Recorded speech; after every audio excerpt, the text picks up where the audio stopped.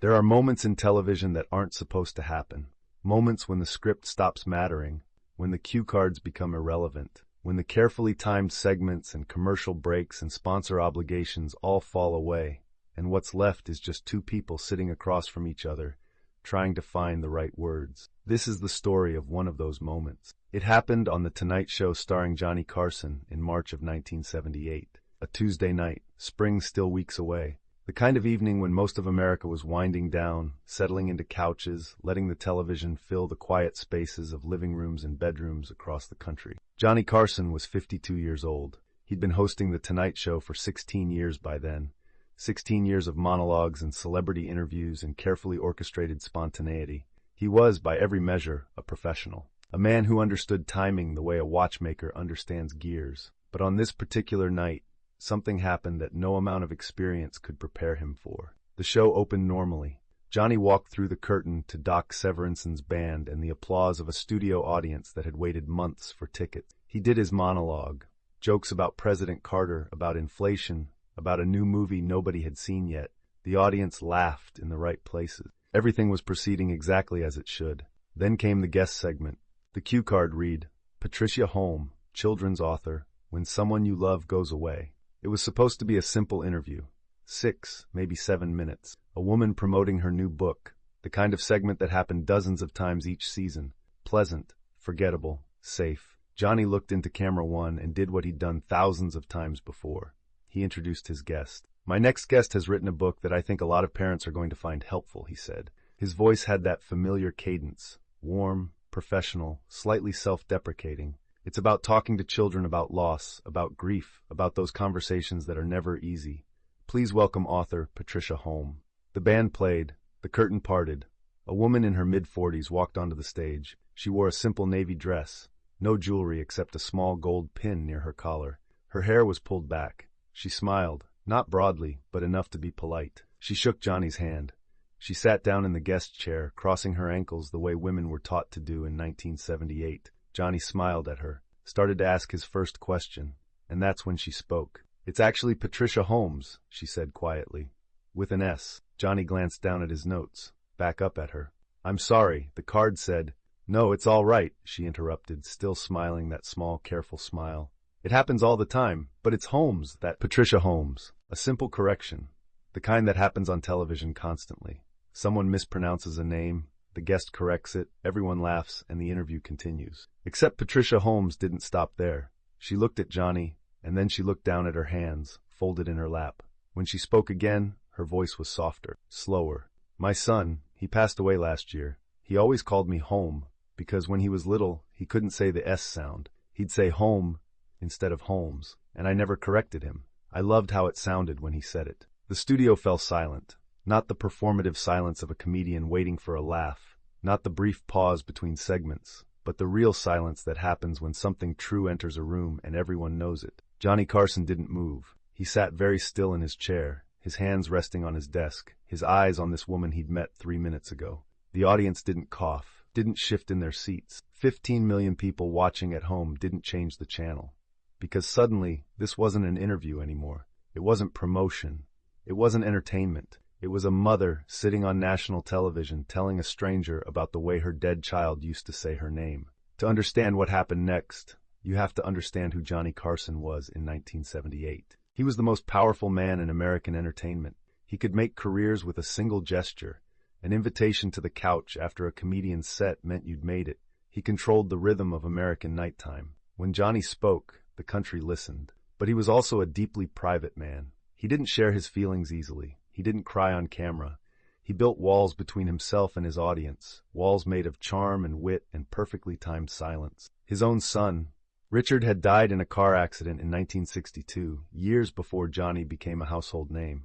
He'd never spoken about it publicly, never mentioned it in interviews, never used his personal grief as material. So when Patricia Holmes said what she said, when she offered up that small, sacred detail about her son, Johnny Carson had a choice to make. He could redirect. He could gently steer the conversation back to the book, back to the safe territory of professional promotion. He could acknowledge her loss with a brief, sympathetic nod and then move on, the way television hosts are trained to do. Or he could do something else. Johnny leaned back in his chair. He He was quiet for a moment.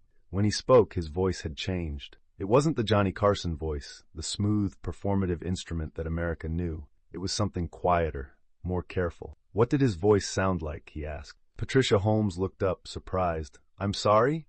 When he said your name, Johnny said. What did it sound like? She blinked. Her eyes were wet, but she wasn't crying. Not yet. It was, she started, then stopped. Tried again. It was very soft. He had this way of drawing out the O sound. Hum! Like that. Like he was singing it almost. Johnny nodded, didn't interrupt. He was 8 when he passed, she continued. But even at 8, he still said it that way. His teachers told him the right way to say it. His father tried to correct him, but I never did. I told everyone to leave it alone. Because I knew, I think I always knew, that one day I'd want to remember exactly how it sounded. She paused, looked down at her hands again.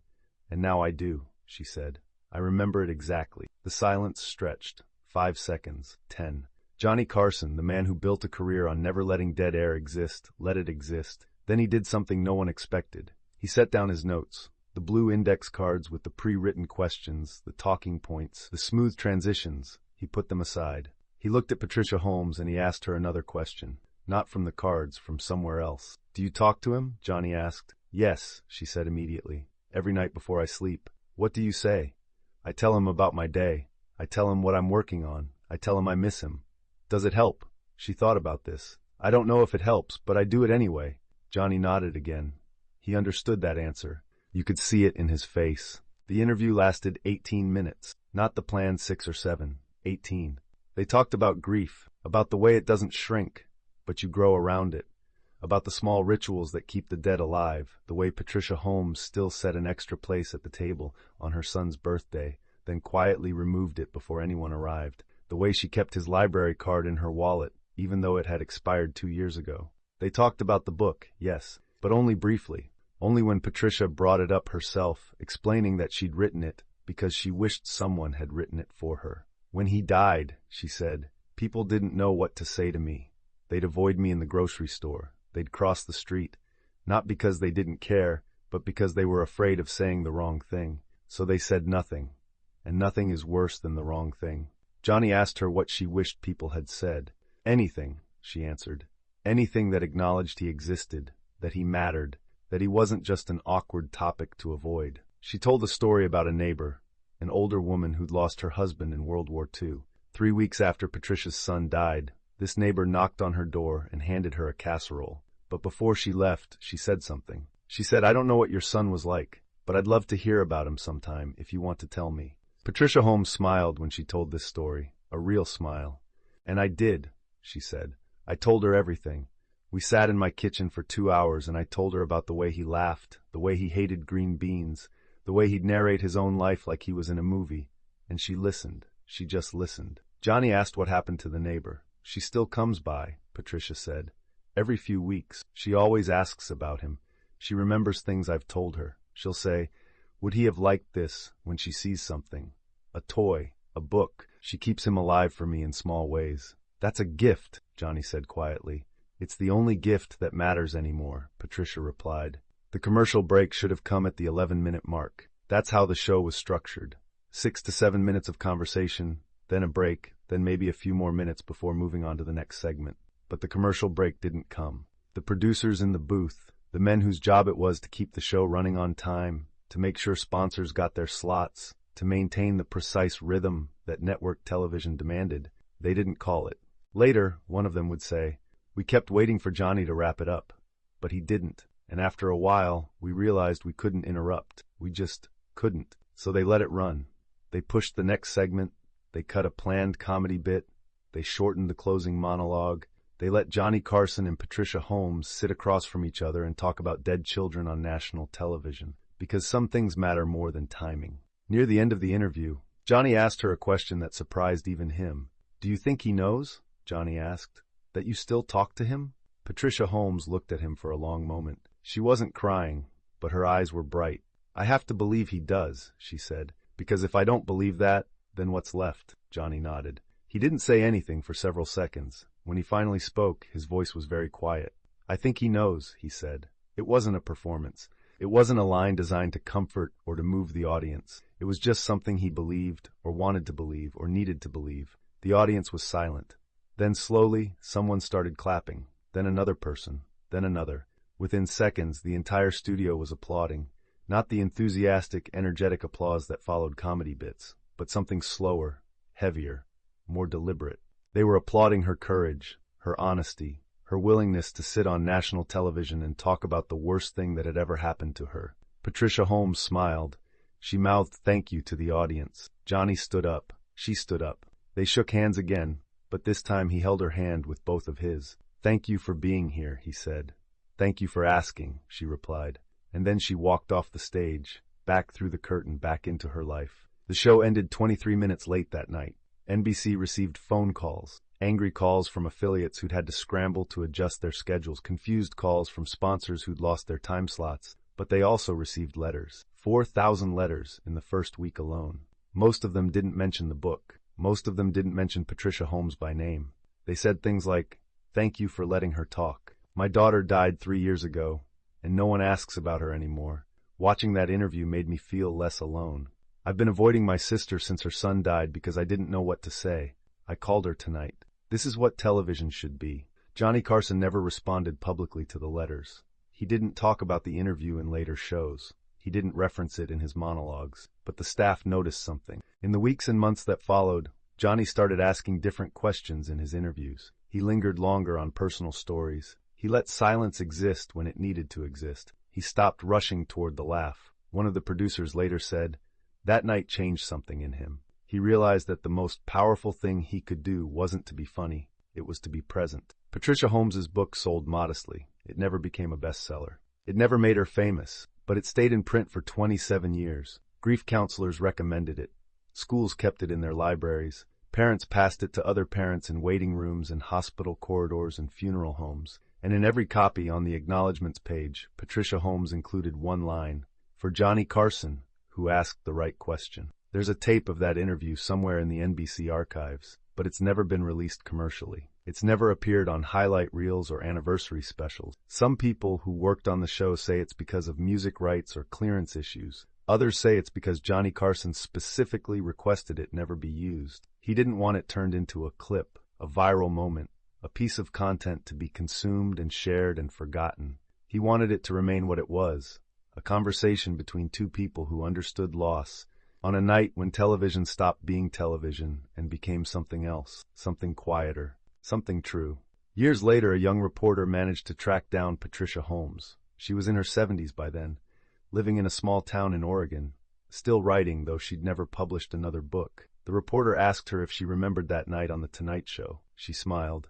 "I remember everything about it," she said. "I remember what I was wearing. I remember the temperature of the studio. I remember the way Johnny's voice sounded when he asked me about my son's voice." "Why do you think it mattered so much?" the reporter asked. "Why do people still talk about it?" Patricia Holmes thought for a moment. "Because," she said, "for 18 minutes, the most famous man on television made my son's life matter more than his show. He chose memory over entertainment. He chose humanity over timing." She paused. "And people don't forget when someone does that." Johnny Carson died in 2005. The obituaries mentioned his career achievements, his influence on comedy, his decades of cultural dominance. But in the comments sections of news websites, in the letters sent to his family, in the quiet conversations that happen when someone important dies, people mentioned that interview. They mentioned the night Johnny Carson let a grieving mother talk about her son for as long as she needed to. They mentioned the night he forgot to be Johnny Carson and just became a person listening to another person. They mentioned the night he got her name wrong, and it turned out to be exactly right. The thing about television in 1978 is that it was supposed to be light, entertainment, distraction, a way to fill the hours between dinner and sleep. Nobody tuned into The Tonight Show expecting to confront grief or loss or the vast, unmappable territory of human suffering. They wanted jokes. They wanted celebrity gossip. They wanted to see movie stars tell amusing anecdotes about their latest projects. And Johnny Carson knew this. He understood the unspoken contract between himself and his audience. He was there to help them forget their troubles, not to remind them of their pain. But that night, that Tuesday in March, something shifted. Maybe it was the way Patricia Holmes said her son's name. Maybe it was the particular quality of her voice, the way grief had worn it smooth. Maybe it was something in Johnny himself, some door that had been closed for years, suddenly opening just a crack. Whatever it was, it changed the room. The studio audience that night included a retired schoolteacher from Pasadena. Her name was Dorothy Brennan. She was 68 years old. She'd won her tickets through a radio contest and had driven 3 hours to attend the taping. 30 years later, in 2008, she would be interviewed for a documentary about The Tonight Show. The interviewer asked her what she remembered most about that evening. "I remember thinking," Dorothy said, "that I was watching something I wasn't supposed to see. Not because it was inappropriate, but because it felt too real, too private, like I'd walked into someone's living room by mistake." She paused, adjusting her glasses. "But I also remember thinking that I needed to see it, that everyone needed to see it, because we spend so much time pretending we're fine, pretending we've moved past our losses, pretending that grief has an expiration date. And here was this woman, sitting on television saying no, saying my son existed, saying I still love him, saying I will never stop loving him." Dorothy's own husband had died 2 years before that taping. Heart attack. Sudden. She hadn't told anyone except her immediate family. She went to work the next week. She smiled at the grocery store. She acted like everything was normal because that's what people did in 1978. But after watching that interview, Dorothy said, "I started talking about him again.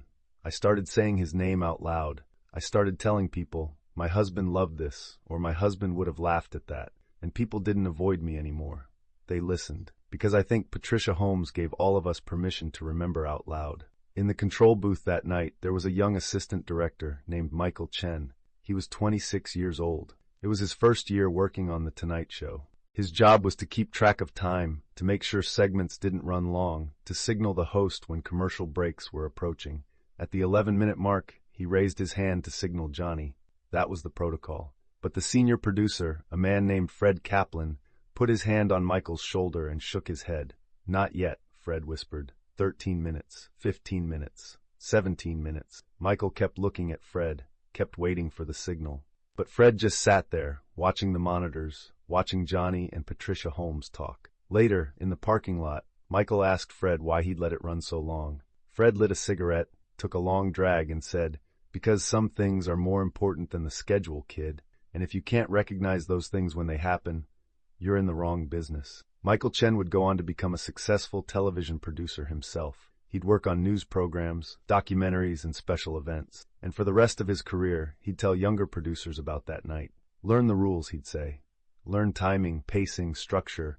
Learn all of it, but also learn when to break every rule you know. Because the best television happens in the space between what you planned and what actually occurs." There's a detail about that interview that most people don't know. After Patricia Holmes left the stage, after the applause died down, after Johnny transitioned to the next segment, a comedian doing a routine about airline food, the show continued as normal. But during the commercial break, Johnny stood up from his desk and walked backstage. He found Patricia Holmes in the green room, gathering her coat and purse. "Mrs. Holmes," he said. She turned, surprised to see him. "I just wanted to say," Johnny started, then stopped. He seemed to be struggling with something. Finally, he said, "I lost someone too, a long time ago, and I've never talked about it. Not publicly, not even really with my family." Patricia Holmes set down her purse. "I don't know why I'm telling you this," Johnny continued, "but listening to you tonight, it made me realize I've been carrying something alone that maybe I don't have to carry alone." They stood there in the green room, this famous man and this unknown woman, and for a moment they were just two people who understood what it meant to lose someone they loved. "It doesn't get easier," Patricia said gently, "but it gets different. And talking about it, even just a little, it helps. Not right away, but eventually." Johnny nodded. "Thank you," he said. Then he turned and walked back to the stage. This conversation wasn't recorded. There were no cameras in the green room, no witnesses except a stagehand who was checking a microphone cable. But the stagehand, a man named Robert Torres, mentioned it years later to a journalist, and the journalist called Patricia Holmes to verify the story. "Yes," she said simply. "That happened." "What did you feel when he told you that?" the journalist asked. "Honored," Patricia said, "and sad. Sad that he'd been carrying it alone for so long, but also hopeful that maybe, after that night, he wouldn't have to anymore." The impact of that interview rippled outward in ways no one could have predicted. A hospice nurse in Ohio watched it and started asking her patients different questions. not just about their pain levels or medication needs, but about the people they'd lost, about the memories they wanted to preserve. A high school English teacher in Massachusetts showed a bootleg recording to her students when they were studying units on communication and empathy. She'd recorded off her television onto VHS, knowing she wasn't supposed to, but feeling it was too important not to share. A young therapist in Seattle, just starting her practice, made it her mission to create a space where clients could talk about their dead loved ones, not as moving through grief, but as maintaining relationships with people who were gone. "We act like the goal is to stop grieving," she later wrote in a journal article. But what if the goal is to learn how to love someone who isn't here anymore? What if that's the work? She credited that Tonight Show interview as the moment she understood this distinction. By 1982, 4 years after the interview, Patricia Holmes had stopped doing publicity for her book. She'd grown tired of the book tour circuit, of repeating the same anecdotes, of turning her son's death into a promotional tool. She moved to Oregon and opened a small bookstore. She stocked it with children's books, poetry, memoirs, the kinds of books that told true things about human experience. Above the register, she hung a framed photograph. It showed her son at age 6, wearing a Superman cape made from a red towel, grinning at the camera. Customers would sometimes ask about the photo. "That's my son," she'd say simply. Some people would leave it there. Others would ask follow-up questions. And if they did, she'd tell them about him. Not the sad parts necessarily, but the real parts. The way he insisted on wearing that cape for an entire summer. The way he'd fly off the porch steps, convinced he'd actually take off. The way he'd been afraid of butterflies but loved thunderstorms. A teacher who visited the bookstore once asked why she kept the photo there, where she'd see it hundreds of times a day. "Because," Patricia said, "I never want to forget that he was real, that he laughed and played and existed. Not as a tragedy, not as the subject of a book, but as a little boy who wore a towel as a cape and believed he could fly." Johnny Carson retired from The Tonight Show in 1992. His final episode was watched by 50 million people. Celebrities came to pay tribute. Clips from 30 years of television were played. But he never mentioned the Patricia Holmes interview, never included it in any retrospective. Some people thought this was strange. Here was a moment that had clearly mattered, that had generated thousands of letters, that people still talked about, and he never acknowledged it publicly. But maybe that was the point. Maybe by not turning it into a moment, by not packaging it and selling it and replaying it endlessly, he was honoring what it actually was, a genuine conversation between two people, not a performance to be consumed. He was protecting it. In 2004, 1 year before Johnny Carson died, a journalist finally managed to ask him about that night. They were at a charity event. Johnny rarely gave interviews by then. He'd been retired for 12 years and seemed content to fade from public view. But this journalist had done his homework. He knew about the Patricia Holmes interview. He knew about the letters. He knew it mattered. "Mr. Carson," he said, "I wanted to ask you about an interview you did in 1978 with an author named Patricia Holmes." Johnny's expression didn't change, but something flickered in his eyes. Recognition, maybe, or memory. "I remember," he said quietly. "Why do you think that interview resonated the way it did?" Johnny was silent for a long moment. Then he said, "Because I stopped trying to be Johnny Carson for 18 minutes. I just listened. And maybe that's all anybody really wants, to be listened to have their pain acknowledged, to know that the people they loved mattered." "Do you wish you'd done more interviews like that?" Johnny smiled, a small, sad smile. "I wish I'd been brave enough to," he said. "But that kind of honesty takes something out of you, and I'm not sure I had enough of it to give." It was the last time he ever spoke about it publicly. Patricia Holmes died in 2011 at the age of 79. Her obituary in the Oregonian mentioned her book, her bookstore, and her years as a teacher. It mentioned her son, David, who had died in 1977 at the age of 8. It also mentioned in the final paragraph that she had once appeared on The Tonight Show starring Johnny Carson in an interview that touched the hearts of millions. Her funeral was small, attended by family, former students, regular customers from the bookstore, But there was also an anonymous flower arrangement, white roses, dozens of them. The card read simply, "For a woman who taught us how to remember, a grateful viewer." No one knew who sent them. Some people thought it might have been from someone who worked on The Tonight Show back then. Others thought it was from a viewer whose life had been changed by watching that interview.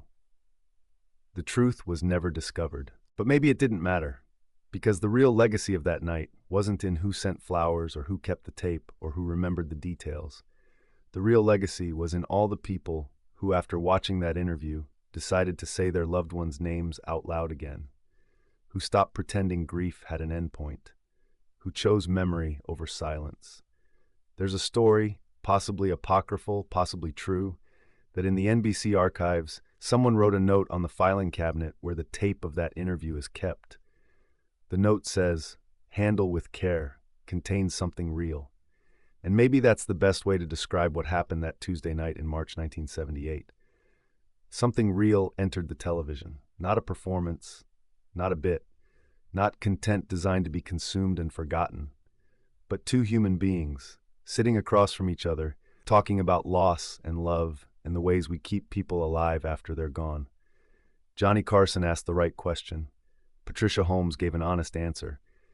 And for 18 minutes, 15 million people remembered that television could be more than entertainment.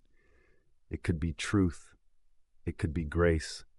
It could be the space where one person says, "I'm carrying something heavy," and another person says, "Let me help you hold it."